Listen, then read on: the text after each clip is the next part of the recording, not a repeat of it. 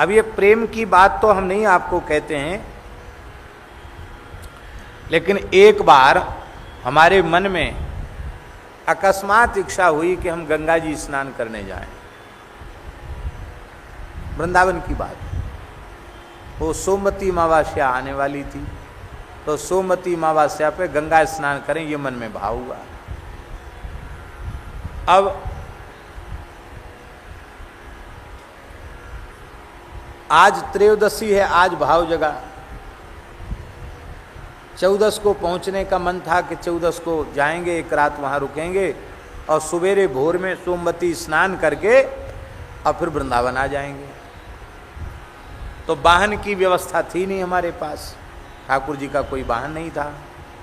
तो एक मल्होत्रा जी हैं हमारे महाराज जी के कृपा पात्र, वृंदावन वास करते हैं, उनको मैंने कहा कि हमारे मन में बड़ी इच्छा है गंगा स्नान की, तो आपका यदि गाड़ी ठीक ठाक हो, आप तैयार हों तो ले चलो। बोले ये तो बहुत अच्छा विचार है, चलो कहाँ चलेंगे। तो फिर मन में हुआ कि आज तो थोड़े लेट हो गए, 9-10 बज गए, चतुर्दशी की बात है, तो ऐसा करें यहाँ राम घाट है पास में, यहाँ नहा आवें। तो बोले हाँ राम घाट तो हम कभी गए नहीं, हमने रास्ता देखा नहीं, तो चलें सुखतीर्थ में, सुखताल में नहाएंगे गंगा जी। मैंने कहा ये बहुत अच्छी बात है। आप लगातार गाड़ी बहुत अच्छी चलाते, वो लगातार पहुँचते पहुँचते सुखतीर्थ तक पहुँचते पहुँचते कुछ शाम सी होने वाली थी। तो हुआ यहाँ तो गंगा जी में जल बहुत कम है, अब सुखताल से हरिद्वार कितनी दूर है, हरिद्वार में क्यों न नहावें गंगा जी, वहीं रुकने की व्यवस्था भी हो जाएगी, हरिद्वार में नहावें। कि चलो हरिद्वार चलो। अब जब हरिद्वार की ओर चले तो मेरे मन में आया, मैंने कहा हरिद्वार में फिर क्या धरा है, अरे कम से कम गीता भवन चलेंगे ऋषिकेश में, तो परम श्रद्धेय स्वामी श्री राम सुखदास जी महाराज का दर्शन भी होगा, और दर्शन हो जाएगा तो गंगा स्नान तो पूरी हो गई, गंगा स्नान का फल मिल गया, तो एक दिव्य महापुरुष का दर्शन भी हो जाएगा। और वहाँ सब संत बड़ा प्रेम करते हैं, तो संतों के बीच में एक रात रहना हो जाएगा, और सवेरे गंगा स्नान करके और सवेरे 4 बजे की जो स्वामी जी की प्रार्थना होती, 5 बजे होती है, 5 बजे की जो प्रार्थना होती, 4 बजे गंगा जी नहाएंगे और 5 बजे प्रार्थना में सम्मिलित होकर प्रार्थना पूरी होगी और अपने राम हम लोग वृंदावन की ओर चल पड़ेंगे। बोले ठीक।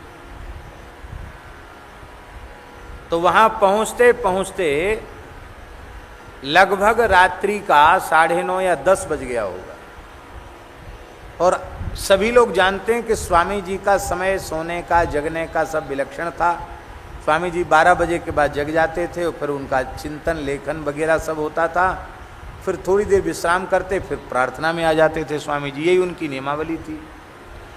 लेकिन उतनी रात को जब हम वहाँ पहुँचे तो उनकी सेवा में रहने वाले संतों से ज्ञात हुआ कि स्वामी जी आज विश्राम में नहीं गए हैं, बैठे हैं। तो हमने कहा चलो यदि अनुकूल हो तो अभी प्रणाम कर लें एक बार। हाँ चलिए। तो देखो महापुरुषों के निकट वालों से खूब बढ़िया से बना के रखनी चाहिए। हाँ, राम द्वारे तुम रखवारे, होत न आज्ञा बिन पैसारे। तो वो संत सब बड़े कृपालु, उन्होंने कहा चलिए आप तो चलिए, कोई बात नहीं, नियम तो नहीं था उस समय जाने का, लेकिन हम चले गए। तो जैसे ही हम पहुंचे तो स्वामी जी मारवाड़ी का एक भजन गाने, वो भजन हमको याद नहीं, आया जी आया म्हारे संत पावना आया, ये गाने लगे स्वामी जी, ऐसे हाथ उठा उठा करके, इतने आनंद में वो मुद्रा आज भी मुझे भूलती नहीं है। हमने प्रणाम किया, बड़े खुश हुए, और उन्होंने कहा कि कल ही मेरे ध्यान में ये बात आई थी कि आप बहुत दिन हो गए यहाँ आए नहीं, क्या बात है क्यों नहीं आए। तब हमारी समझ में आया कि स्वामी जी जैसे समर्थ सिद्ध पुरुष के चित्त में इस दीनहीन दास का स्मरण हुआ, और उसी के कारण हमारे मन में गंगा स्नान की इच्छा, नहीं तो गंगा स्नान की कोई बात ही नहीं थी। बोले 1-2 दिन से आपका स्मरण हो रहा था और आज हमें विश्वास था कि आप आएंगे जरूर, अब हम विश्राम में जाते, आप भी विश्राम करो। फिर विश्राम में चले गए। और फिर सुबह उन्होंने कहा अब तो 2-4 दिन रहोगे, ऐसा और कह दिया, अब तो जल्दी नहीं जाओगे। जाना तो हमको जल्दी था ही, जल्दी बनी रहती है। तो उस समय तो हम डर के मारे, संकोच के मारे कुछ बोले नहीं, प्रणाम करके चले आए। लेकिन फिर दूसरे दिन प्रार्थना करके नहीं गए, फिर कब शाम का सत्संग करके तब जाएंगे। रुकना पड़ा, रुक गए, बड़ी कृपा हो गई।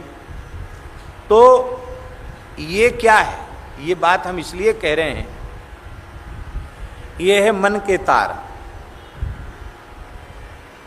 ये है मन के तार।